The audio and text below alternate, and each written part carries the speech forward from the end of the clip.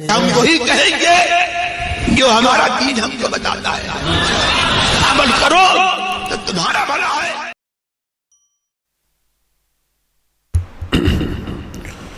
الحمد للہ رب العالمین والصلاة والسلام على سید الانبیاء والمرسلین، اما بعد اعوذ باللہ من الشیطان الرجیم، بسم اللہ الرحمن الرحیم۔ ان اللہ وملائکتہ یصلون علی النبی یا ایہا الذین آمنوا صلوا علیہ وسلموا تسلیما۔ اللهم صل على سيدنا وشفينا وحبيبنا ومولانا محمد وبارك وسلم صلاة وسلاما عليك يا رسول الله صلى الله تعالى عليك وسلم۔ وَإِذْ تَقُولُ لِلَّذِي أَنْعَمَ اللَّهُ عَلَيْهِ وَأَنْعَمْتَ عَلَيْهِ أَمْسِكْ عَلَيْكَ زَوْجَكَ وَاتَّقِ اللَّهَ وَتُخْفِي فِي نَفْسِكَ مَا اللَّهُ مُبْدِيهِ وَتَخْشَى النَّاسَ وَاللَّهُ أَحَقُّ أَن تَخْشَاهُ فَلَمَّا قَضَى زَيْدٌ مِّنْهَا وَطَرًا زَوَّجْنَاكَهَا لِكَيْ لَا يَكُونَ عَلَى الْمُؤْمِنِينَ حَرَجٌ فِي أَزْوَاجِ أَدْعِيَائِهِمْ إِذَا قَضَوْا مِنْهُنَّ وَطَرًا وَكَانَ أَمْرُ اللَّهِ مَفْعُولًا۔ اور اے محبوب یاد کرو جب تم فرماتے تھے اس سے جسے اللہ نے نعمت دی اور تم نے اسے نعمت دی کہ وہ اپنی بیوی اپنے پاس رہنے دے، اور اللہ سے ڈر، اور تم اپنے دل میں رکھتے تھے وہ جسے اللہ کو ظاہر کرنا منظور تھا، اور تمہیں لوگوں کے طعنہ کا اندیشہ تھا، اور اللہ زیادہ سزاوار ہے کہ اس کا خوف رکھو۔ پھر جب زید کی غرض اس سے نکل گئی تو ہم نے وہ تمہارے نکاح میں دے دی کہ مسلمانوں پر کچھ حرج نہ رہے ان کے لے پالکوں کی بیویوں میں جب ان سے ان کا کام ختم ہو جائے، اور اللہ کا حکم ہو کر رہنا ہے۔ کل جو آیت کریمہ تلاوت کی گئی تھی اس آیت کریمہ میں یہ بتایا گیا تھا کہ حضرت زینب کے ساتھ میں حضرت زید بن حارثہ کا نکاح ہوا، اور جب یہ نکاح ہو گیا تو کچھ دن کے بعد میں میاں بیوی کے درمیان انبن شروع ہو گئی، اور حضرت زید بن حارثہ رضی اللہ تعالی عنہ نے یہ ارادہ کیا کہ میں اپنی بیوی کو طلاق دے دوں۔ انہوں نے اللہ کے رسول صلی اللہ تعالی علیہ وسلم کی بارگاہ میں حاضر ہو کر کے یہ عرض کیا کہ یا رسول اللہ میں انہیں طلاق دینے کا ارادہ کرتا ہوں، تو آقا کریم صلی اللہ تعالی علیہ وسلم نے انہیں منع فرمایا اور سمجھایا کہ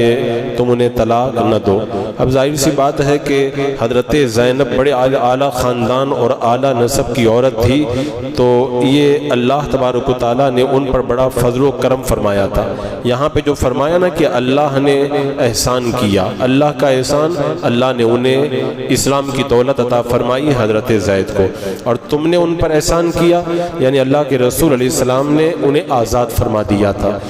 تو یہ بڑا فضل و کرم تھا۔ تو ان سے کہا کہ تم طلاق مت دو، اللہ سے ڈرو، یعنی زینب کے بارے میں جو یہ کہہ رہے ہو یہ باتیں چھوڑ دو، اور اللہ کا خوف اپنے دل کے اندر پیدا رکھو۔ اور اس کے بعد میں جو یہ فرمایا کہ اللہ کو معلوم ہے جو تم اپنے دل میں رکھتے ہو، یعنی زینب سے نباہ نہ ہو سکے گا اور پھر طلاق ہوگی، اور اس کے بعد میں حضرت زینب اللہ کے رسول علیہ السلام کے نکاح میں آئیں گے۔ یہ تمام باتیں تھی جو وحی کے ذریعے اللہ کے رسول علیہ السلام کو پہلے ہی معلوم ہو چکی تھی، اور میرے آقا صلی اللہ تعالیٰ علیہ وسلم کو پہلے ہی معلوم تھا کہ یہ سب ہونے والا ہے، لیکن اللہ کے رسول علیہ السلام نے اس کو ابھی ظاہر نہیں فرمایا تھا، تو میرے رب نے ارشاد فرمایا کہ اللہ اس کو ظاہر فرمانے والا ہے۔ تو اس راز کا پتہ بعد میں پتہ چلا کہ اللہ کے رسول صلی اللہ تعالیٰ علیہ وسلم کے دل میں کیا تھا، یعنی یہ وحی کے ذریعے پہلے ہی آپ کو معلوم ہو گیا تھا کہ کیا ہونے والا ہے،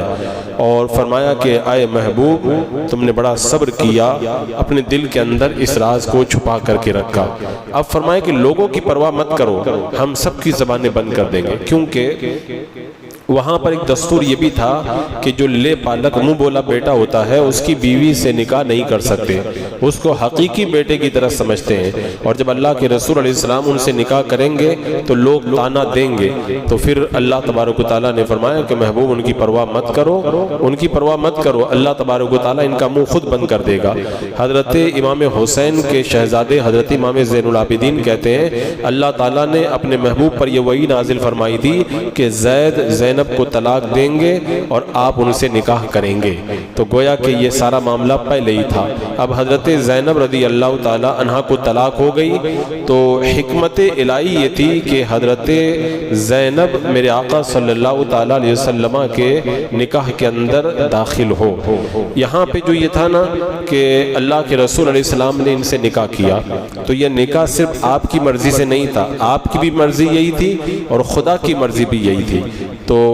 یہاں پر جب نکاح کی بات آئی تو میرے آقا صلی اللہ تعالی علیہ وسلم نے کیا فرمایا، یعنی جب طلاق ہو گئی حضرت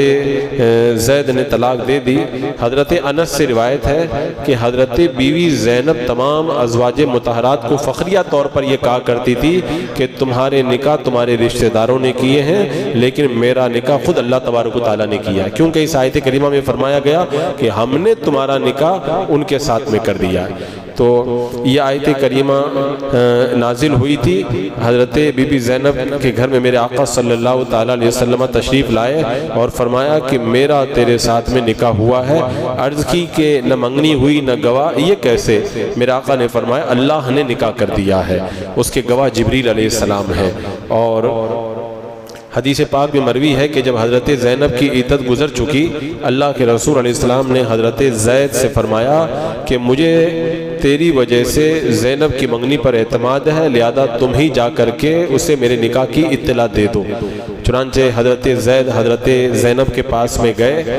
تو جا کر کے بتایا کہ اے زینب تمہیں مبارک ہو، تمہیں اللہ کے رسول علیہ السلام نے اپنے نکاح میں قبول فرما لیا ہے۔ تو یہ سن کر کے حضرت بیوی زینب بڑی خوش ہوئی اور فرمایا کہ میں از خود کچھ نہیں کہہ سکتی، میں اللہ کے حکم کی منتظر ہوں۔ یہ کہہ کر کے وہ مسجد میں تشریف لائیں اور مسجد میں بیٹھی تھی کہ یہ آیت کریمہ نازل ہو گئی، زوجنا کہا کہ ہم نے تمہارا نکاح زینب کے ساتھ میں کر دیا۔ اس کے بعد میں اللہ کے رسول علیہ السلام نے حضرت زینب کے ساتھ نکاح کیا، انہیں اپنے گھر میں لائے اور حضرت زینب کا ولیمہ تمام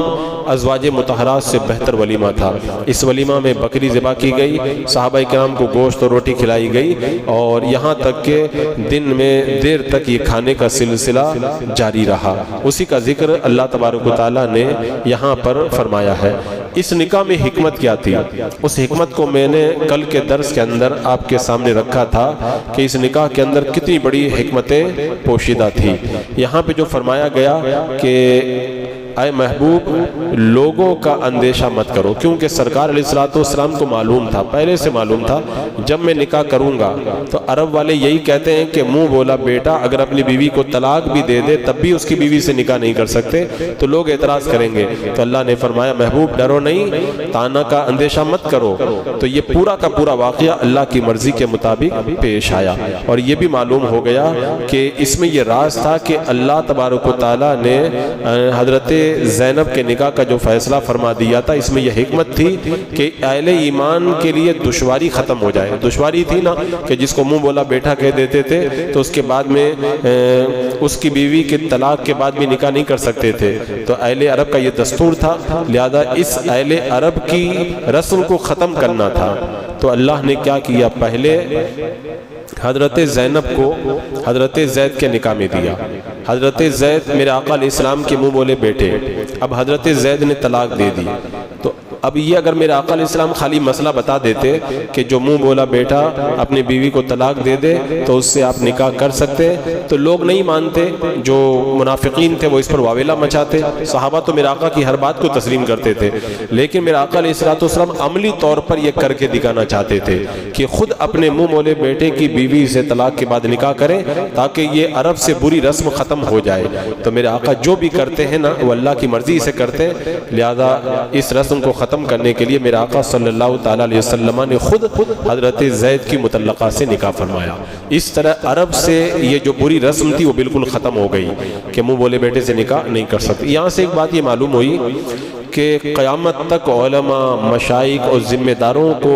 اس بات کا خیال رکھنا چاہیے کہ معاشرے میں اگر کوئی بدعت پھیل جائے، غلط رسم پھیل جائے اور وہ نہیں مٹتی ہے تو پہلے خود ذمہ دار آگے بڑھیں، ذمہ دار پہلے آگے بڑھیں، اس رسم کو مٹائیں، کیونکہ جب بڑے لوگ آگے بڑھ کر کے اس رسم کو مٹائیں گے تو وہ رسم ختم ہوگی۔ جیسے مثال کے طور پر عالم اگر 1000 تقریریں کر دے کہ جائز مانگنا جائز نہیں ہے، یہ بہت بری رسم ہے، یہ نہیں ہونا چاہیے، وہ نہیں ہونا چاہیے، اور اس کے بعد میں اپنے بیٹے کی شادی میں اگر خود عالم اگر جائز لے تب پھر تو یہ رسم کبھی ختم نہیں ہوگی۔ تو اس آیت کریمہ سے معلوم ہوتا ہے غلط رسموں کو ختم کرنے کے لیے بڑے لوگوں کو خود آگے آنا پڑتا ہے۔ عالم تقریر کرے اور پھر اس پر خود عمل کر کے بتائے کہ یہ میں اپنے بیٹوں کی شادی کے اندر بالکل جائز نہیں لوں گا، میں اس کی بھرپور ڈٹ کے مخالفت کرے۔ تو جب علماء یہ کام خود کریں گے تو معاشرے سے یہ رسم خود بخود ختم ہوتی ہے۔ آج یہ رسم کیوں نہیں ختم ہو رہی؟ آج تقریریں تو بہت ہوتی ہیں رسم پر کہ یہ رسم بری ہے، اس کو ختم کیا جائے، لیکن جب اپنی باری آتی ہے تو سب بھول جاتے ہیں اور آگے بڑھ کر کے لینے کے لیے آمادہ ہو جاتے ہیں۔ تو میرے آقا علیہ السلام نے منہ بولے بیٹے کے ساتھ میں جو غلط رسم تھی معاشرے کے اندر اس کو ختم کرنے کے لیے مسئلہ بھی بتایا اور خود عمل کر کے دکھایا۔ حضرت زید کی متعلقہ سے میرے آقا علیہ السلام نے نکاح فرمایا۔ بہرحال حضرت زینب رضی اللہ تعالیٰ عنہ کے نکاح سے متعلق اس آیات کریمہ کے اندر بالکل واضح کر دیا گیا۔ تو جب منافقین کو پتہ چلا انہوں نے آسمان سر پہ اٹھا لیا، آسمان سر پہ اٹھا لیا کہ دیکھو دیکھو اپنے بیٹے کی بیوی سے نکاح کر لیا، بالکل جنگل میں آگ کی طرح پورے مدینے میں خبر پھیلا دی۔ منافقین جل رہے، تڑپ رہے تھے۔ اس وقت اللہ تعالیٰ نے اہل ایمان کی پھر تمانیت کے لیے وہ آیت نازل فرمائی تھی جو آگے آ رہی ہے، ما کان محمد ابا احد من رجالکم۔ اس میں اللہ نے فرمایا کہ محمد تم میں سے کسی مرد کے باپ نہیں ہے، یعنی رب نے بتا دیا کہ یہ منہ بولے بیٹے ہیں، یہ میرے محبوب کے حقیقی بیٹے نہیں ہیں، اور منہ بولے بیٹے کی بیوی سے طلاق کے بعد میں نکاح کرنا جائز ہے۔ اللہ کے رسول علیہ السلام حقیقی باپ نہیں تھے، اگرچہ باپ سے بڑھ کر کے تھے، اور حضرت زینب کے ساتھ میں جب یہ نکاح ہو گیا تو یہ رسم بالکل ختم ہو گئی۔ حضرت زینب یہ ازواج مطہرات کے اندر بڑی پائے کی صحابیہ ہے۔ اللہ کے رسول علیہ السلام کی مقدس زوجہ ام المومنین حضرت عائشہ یہ ان کے ساتھ میں ان کی برابر چلتی رہتی تھی، کبھی یہ ان سے کچھ کہتی تھی، کبھی یہ ان سے کچھ کہتی تھی، لیکن یہ کتنی نیک تھی۔ جب حضرت عائشہ رضی اللہ تعالیٰ عنہ پہ تہمت لگائی گئی منافقین کی طرف سے تو میرے آقا علیہ السلام نے حضرت زینب سے پوچھا تھا تو انہوں نے کہا تھا ما علمت الا خیرا، مجھے حضرت عائشہ کی بھلائی کے سوا کسی بات کا علم نہیں ہے۔ یعنی اتنی آپس میں چلتی تھی پھر بھی حضرت عائشہ کی حمایت میں بیان دیا۔ ام المومنین حضرت زینب کو سخاوت اور فیاضی میں بڑی خصوصیت حاصل تھی۔ میرے آقا نے ارشاد فرمایا تھا تم میں سے مجھ سے جلدی ملنے والی وہ ہے جس کے ہاتھ سب سے لمبے ہیں۔ حضرت عائشہ کہتی ہیں اللہ کے رسول علیہ السلام کا جب وصال ہو گیا تو سب ازواج مطہرات جمع ہوئی اور دیوار پر اپنا ہاتھ رکھ کر کے ناپنے لگی کہ کس کا ہاتھ لمبا ہے، تو معلوم ہو سکے کہ کس کے ہاتھ زیادہ لمبے ہیں۔ اب جب ناپا تو اس وقت تو کچھ